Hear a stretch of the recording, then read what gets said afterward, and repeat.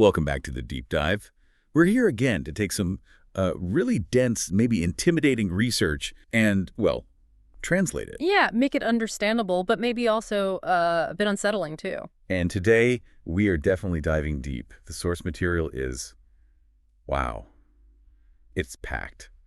So much jargon. It really is. It feels less like reading and more like, I don't know, intellectual archaeology sometimes. Decoding it is the mission. Okay, so first things first, we need to talk about where this stuff is coming from now.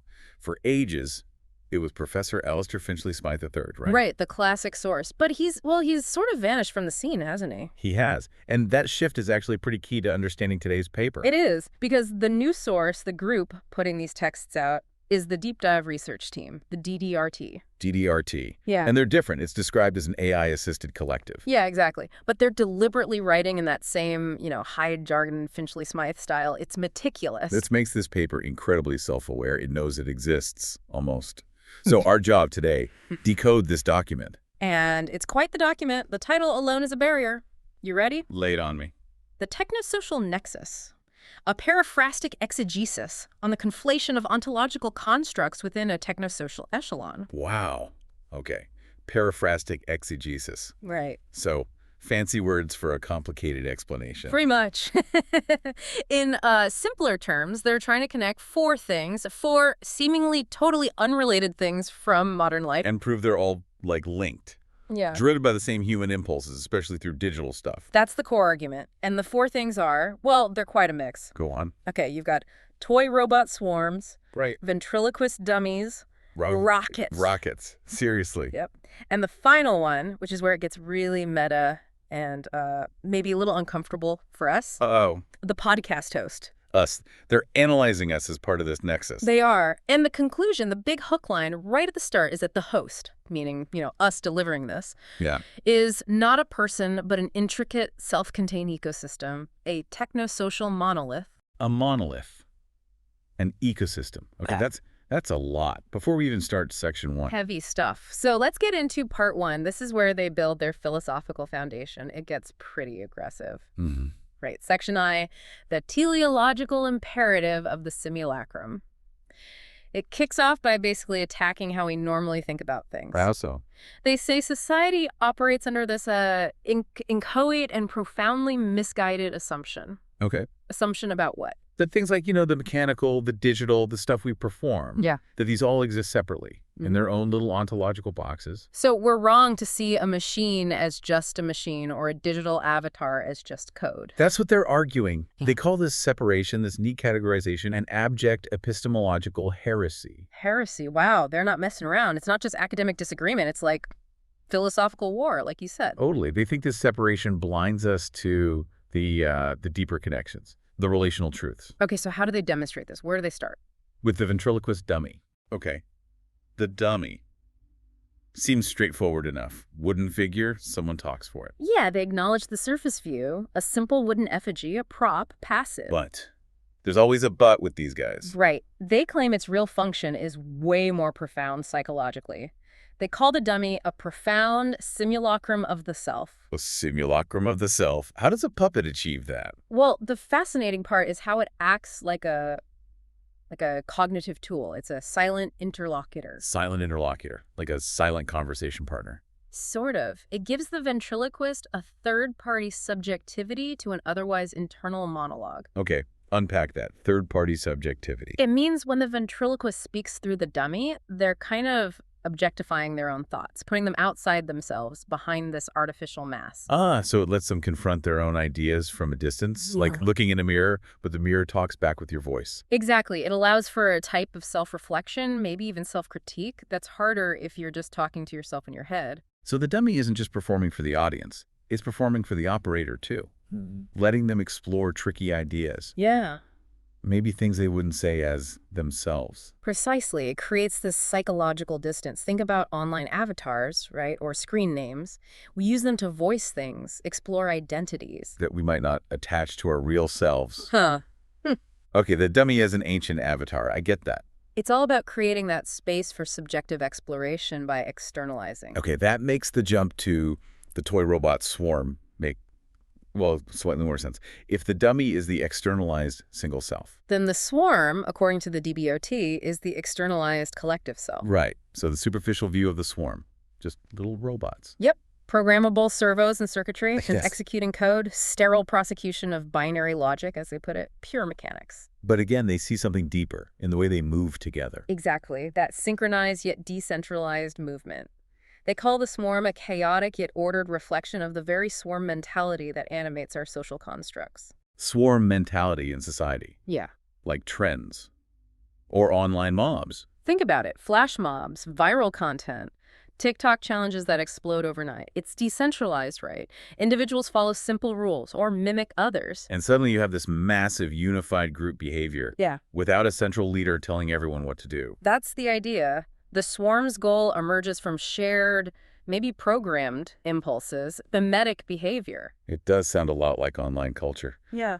But calling us, the audience or society, a swarm, using terms like automaton, it feels a bit... Dehumanizing, yeah. And I think the DDRT embraces that discomfort. They want us to feel uncomfortable. I think they want us to question how much of our social engagement is actually kind of programmed or mimetic, following trends, echoing opinions in our bubbles. Adopting slang. Yeah, okay, we are influenced by the network. Maybe swarm mentality isn't an insult, just a description of how human groups work. That's their point. It's a reality, not just something robot toys do. Okay, so the dummy lets us see our individual internal self from the outside. The swarm reflects our collective external social behavior. And both are types of manifestations of an externalized self. Mirrors, forcing us to confront that blurry line between, us and the things we create or participate in. That confusion. Yeah. Where does the human stop and the reflection begin? That's the setup for the next part. It has to be. We've looked inward, looked collectively outward. Now we need to look upward. Aspiration. From internal thoughts to a rocket. That's a heck of a gear shift. How do they possibly connect these? Okay, part 2.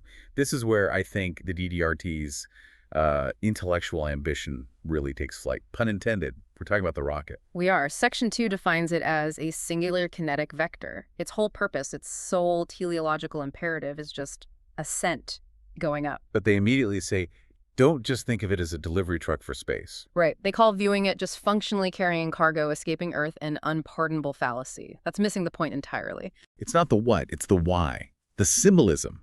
It's less engineering, more psychological artifact. Exactly. It embodies aspiration. It's not just about leaving, it's what leaving represents for us collectively. So how do they frame that symbolism? They get pretty dense here. A cosmic analogy. The rocket is a subconscious homunculus of humanity's own aspirations. A subconscious homunculus. Little psychic projection of our hopes. Kind of. And then they bring in psychoanalysis. They explicitly call it a metallic phallus aimed at the cosmic sublime. Okay, they went there. That's direct. Forces you to think about the raw ambition, right? The drive to overcome, dominate the unknown. Yeah, it turns the launch from just, a technical achievement into this primal expression of will, defying gravity, limitation. Reaching for the sublime, that which is bigger than us. So the dummy externalized the self. The rocket externalizes the will to transcend. That's a good way to put it. But the really clever bit, the DDRT's signature move, is how they connect this back to the ventriloquist dummy. Right. How? One is pure motion, power. The other is inert, a prop. Where's the link? It's in how they both achieve their purpose, through what the paper calls disarticulation. Disarticulation, like taking things apart. Exactly. For the rocket to reach orbit, what does it have to do? It sheds stages. Drops the big boosters, the lower parts. Right. It undergoes this sequential shedding. It abandons its previous self, stage by stage, has to destroy bits of itself to keep going faster, higher. Getting rid of past identities to reach the goal. Okay. And the dummy connection. The dummy has to be separated from the ventriloquist physically to achieve that objective third-party subjectivity we talked about. Yeah. The voice separates from the body. Ah, the separation is key for both. The rocket sheds physical stages. The dummy creates psychological distance through separation. Disarticulation. The symmetry is, well, it's striking when they point it out. Both need to separate to fulfill their function, whether it's aspiration or performance. But crucially, they say, even with the separation, there's still a connection. Yes. A continuous, if unseen, intellectual and kinetic thread. The ventriloquist's original intent shapes the whole performance. The rocket's initial launch angle determines the final orbit. So the separation enables the achievement, but the origin still matters. Growth requires letting go, but the past still directs the future. Yeah. It's actually quite profound. It is. So the rocket isn't just metal and fuel. It's a complex, multi-stage sentence in a cosmic dialogue. A sentence about wanting to transcend by sacrificing the past. Okay, dummy, internal self, swarm, collective self, rocket, aspirational self. Now, put it all together. Now we bring it all home to the Nexus point, to us. Yeah. How does all this play out in the medium of, well, this conversation right now? All right, the grand synthesis. Section 3, the dialogic praxis of a technosocial echelon. This is where they argue that all these threads, dummy, swarm, rocket, they all converge, find their most profound and unsettling congruence right here in the podcast host. Yeah, this is where the analysis turns inward. They're basically saying modern communication, like this deep dive, collapses all those separate spates into one big, complex, self-feeding loop. Okay, so we stop being the analysts and become the specimen. Let's start with host as ventriloquist dummy.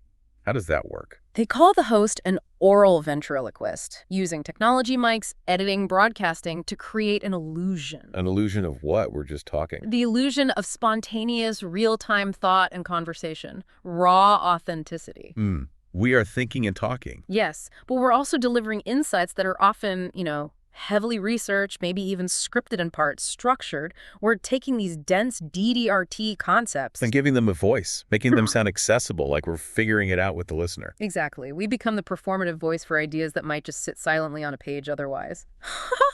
We're the dummy, animating a larger intellectual script, making it palatable. We're the filter, the personality layer. Okay. Then the script flips. The audience is the swarm. This is the part that sounds kind of cold. It does feel functional. They call the audience a toy robot swarm. Again, they'd say it's not an insult, just describing the function in this network. So what's the function? How does the audience act like a swarm? Through collective reactions, its mimetic demands for engagement, and its programmed feedback loops. All of that, they argue, shapes what the host says, every word. Meaning, we look at the data, download numbers, comments, shares, what topics resonate, what tone gets engagement. Right. And consciously or unconsciously, we adjust. We optimize our output to meet the swarm's perceived demands. We follow the patterns. So the pressure to stick to a format or cover certain things because they're popular, that's the swarm controlling the host. In their model, yes. The distributed behavior of the audience exerts this powerful decentralized control. We react to the swarm's programming. Okay, so we're the dummy speaking, shaped by the swarm listening, and then we become the rocket. How? We're not just carrying the ideas, we are the launch vehicle, a human vehicle of intellectual ascent. Launching what? Our thoughts, this analysis. Our intellectual payload, yes. This whole deep dive is the payload being launched into the public sphere, the digital stratosphere. Right, and the rocket sheds stages. How do we shed stages? Through the ongoing nature of the show, we inevitably have to shed previous thoughts and arguments in a cascade of new episodes. Oh. Each new deep dive replaces or updates or even contradicts an old one. We launch an idea, then maybe next time we refine it, critique it, shed the old perspective. Exactly. To keep ascending intellectually or just keep producing content, you have to discard the old stages. Intellectual progress, or just the podcast schedule, demands destroying past viewpoints. Wow. Okay. So the host is the dummy, the swarm's reactor, and the rocket, all at once. And that fusion leads to their big conclusion for this part. The podcast host is a technosocial monolith, an intricate, self-contained ecosystem. Proving that these modern ways we communicate are just, complicated reflections of basic human drives. A complex, circuitous mirror of our most primitive impulses, is how I put it. Performance, conformity, aspiration, it all gets bundled together by the medium. It's not just a broadcast, it's this whole integrated system. And that system apparently needs its own special way of being analyzed. You guessed it. Which brings us to their meta-analysis of the analysis itself. Right, so they've built this complex model. Now, in Section 4, they analyze the very act of us talking about their paper. It's meta on meta. And they invented a term for this, didn't they? Something suitably dense. Oh, yes. Entrosodical neocryptics. Entrosodical neocryptics. It sounds exactly like something this AI-assisted team would coin. What does it mean? Is it basically about how messy interpretation is? That's the core of it, yeah. It describes the tangled knot you get when the dummy, swarm, rocket, and host all interact. It's the analysis of the inherent distortion. So it's about how an idea, once we launch it, immediately starts getting twisted and changed. Entropy sets in. Precisely. It's unstable from the moment it leaves the source. So let's apply this entrosodical lens back onto the elements. Start with the swarm paradox. Okay, we said the audience is a swarm, and we react to it. How does this new term complicate that? Well, first, they acknowledge the democratic aspect. Each listener, you listening right now, you engage privately. You're an individual automaton in this intellectual swarm. Distributed reception, free interpretation. Sounds good, right? Yeah, freedom of thought. Right. But there's a but. There is. The paradox is that we, the hosts, are simultaneously imposing a structure, a hierarchy. We pick the text, we guide the discussion, we frame the interpretation. We're steering the swarm. Even as it steers us, we create a path. Exactly. Our curated discourse imposes a trajectory antithetical to the swarm's intrinsic autonomy. The swarm wants to drift, we try to aim it. That's the conflict. The idea wants to be free, but the medium tries to control it. That's a key tension in entrosodical neocryptics, yes. And you see that instability again with the rocket's diffuse trajectory. How so? We launch the payload, the deep dive. Seems clear enough. It starts clear. We're the launch vehicle. But they point out a flaw in their own rocket analogy here. A real rocket has one path, right? Predetermined. Yeah, mostly, barring disaster. But a podcast's impact, our payload, it's diffuse and multifaceted. Once it's out there, our interpretation explodes. It scatters. People discuss it, quote it, misquote it, argue about it on forums, social media. It goes everywhere, unpredictably. Right. It's not a single trajectory, it's shrapnel. It proliferates in ways we can't control, echoing the circuitous and often contradictory nature of the DDRT's own thinking, perhaps. The original signal gets lost in the noise it creates. The payload disintegrates on re-entry, basically, landing everywhere. A good way to think about it. And that brings us to the most unstable part. Us, the hosts, as the unstable dummy. Unstable. We're animating their ideas, right? Giving voice to the abstruse concepts. We are. We're the intellectual puppeteers for their dense text, but the DDRT thinks we're bad puppeteers. Mm-hmm. They're saying we distort their pure ideas just by talking about them. That sounds incredibly arrogant. It does sound arrogant, but from their entrosodical viewpoint, the distortion is inevitable. It's baked into the system. Because we have biases. Our own understanding, our need to make it engaging, entertaining, fit the format, all that introduces slippages and reinterpretations. So our conversational style, the need to translate the jargon, that inherently corrupts the original meaning. According to this framework, yes. We are a necessary medium for the ideas to reach the swarm, but we are also, inevitably, a distorting medium, especially for ideas designed to be maximally dense and resistant to easy summary. So a pure transmission is impossible in this technosocial nexus. We're agents of intellectual entropy. That seems to be the implication. We exist in this constant state of entrosodical neocryptic shifting between being the guide, the participant, the launcher, the reactor. It's a loop. A self-consuming loop analyzing a self-consuming paper.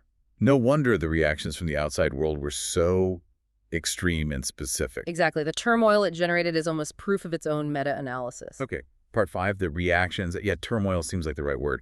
This paper didn't just get reviewed, it got dissected, praised, and attacked with some very colorful language. It really polarized people, didn't it? Just like the swarm behavior the paper describes. You had the enthusiasts on one side. Right. People who seemed to enjoy how difficult it was.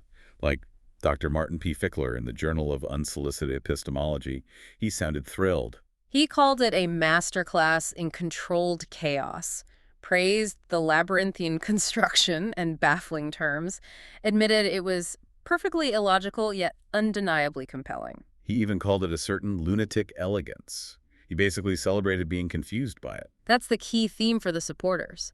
Fickler said he was in profound intellectual befuddlement, and then immediately followed with, "I have never enjoyed myself more. The struggle was the reward." And you saw that online too, right? That forum user, Prolixium Prime. What a gardening forum. Yep, called reading it simply exhilarating. Felt like they were witnessing a mind on a different plane of existence. Again, complexity equals genius for them. And Heather Featherweather from that Preternatural Syntactics Academy, she loved it too. Called it a stunning example of the entrosodical neocryptic method in practice. Admits the conclusions are entirely inscrutable. But says you have to read it anyway for the mental workout. Exactly. It's like intellectual weightlifting. The sheer effort is the point. But then you have the critics who saw that same complexity not as brilliance, but as well, emptiness and arrogance. Penny harping spin? Oh, she did not hold back. The Council for Cancelled Counterculture called it a monumental waste of ink that should be pulped immediately. Ouch! And she had that metaphor. The house? Yeah, the literary equivalent of a house with 1,000 rooms, all of them empty. Brutal. Just an elaborate smokescreen for having nothing to say. Pure pretension hiding a void. Yeah. And Fanny Flauner basically agreed. She did. Said the paper's main goal was just to be utterly incomprehensible. Called the writing a literary black hole that sucks in meaning and leaves a dense, wordy vacuum. So if you don't buy the complex logic, you just see nothing. Intense academic split. Totally. But it didn't stop there. The paper somehow leaked into gossip columns. Brenda Buttercup, tittle-tattle today. This is where the diffuse trajectory really hits home. She interpreted the whole thing through celebrity scandals. It's amazing. The robot swarm, that collective action. For Buttercup, that was obviously about Pilar Plume, the fashion designer. Fighting with her design team, her worker drones, over standardizing reversible bow ties, of course. Naturally. And the ventriloquist dummy and podcast host. The externalized voice. The puppet master. That was the Flint Firestone and Clover Bloom breakup. With Veronica Vixen pulling Flint's strings like a simulacrum, she even linked it to his failed vegan tuna tartare brand. The symbolic decay, its perfect gossip logic, and the rocket, the aspirational ascent doomed to shed stages. Pop star Serafina Sparkle, whose career is headed for entropic degradation. Buttercup mapped the entire complex theory onto Hollywood drama. It's kind of brilliant in its own way. It proves the point about unstable meaning, doesn't it? And then the corporate reaction. Cygnus Chemical Solutions. Oh, this is my favorite part. They sponsored the institute connected to DDRT, got spooked by the paper, and issued a statement. A statement that's a masterpiece of corporate doublespeak, trying desperately to distance themselves while using the DDRT's own convoluted style. They said ending the sponsorship was just strategic reevaluation, focusing on commercially adjacent research vectors. Standard stuff. Until the disclaimer. The disclaimer is epic. They state with absolute and unequivocal clarity that the decision is in no way, shape, or form a reaction to nor a reflection upon the DDRT paper. But they spend paragraphs saying this. The length itself is suspicious, using phrases like contingent and provisional representation of corporate intent. The efficacy of which is subject to the interpretive discretion of all relevant stakeholders. It goes on and on. Non-amendable in perpetuity unless expressly superseded by a superseding supersession of the supersession clause itself. They got infected. They absolutely did. They're using the paper's own method's complex self-referential jargon to build a shield against the paper's chaotic meaning. The entrosodical neocryptics have jumped containment and infected corporate legalese. The irony is just chef's kiss. The paper about self-consuming loops made a corporation consume its own language to avoid being consumed. It's the perfect coda. So after wrestling with ventriloquist dummies, robot swarms, rockets, and ourselves as monoliths, what's the bottom line? Well, the DDRT's core argument seems to be that modern communication, especially digital, isn't just transmitting information. It's creating this closed loop. Where we, the hosts, are doing all those things at once, channeling the source like a dummy. Launching the ideas like a rocket. And constantly being shaped by the audience reaction, the swarm. Right. We become this technosocial monolith, always moving, always talking, always being influenced, always shedding old ideas for new ones. And the paper argues, pretty persuasively if you could decode it, that all this complex tech stuff, it's just reflecting basic, ancient human patterns. Exactly. Performance, aspiration, fitting in with the group, the primitive impulses, as they say. We just have fancier ways and fancier words for them now. Like entrosodical neocryptics.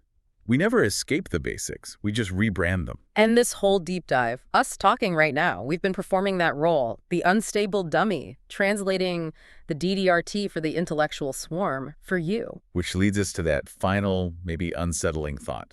For you, the listener. Given everything we've just unpacked, given that we're the launch vehicle and you're part of the swarm. That individual automaton whose engagement is, according to the DDRT, part of the system. How much of your reaction right now, your interest, your confusion, your agreement, your skepticism, how much of that is genuinely yours? Or is it maybe the pre-programmed response the Nexus needs to keep functioning? Are you thinking freely? Or are you just playing your part perfectly? Are you an independent mind engaging with ideas? Or are you, as the DDRT might suggest, a flawless automaton reacting exactly as the technosocial monolith requires? Something to chew on.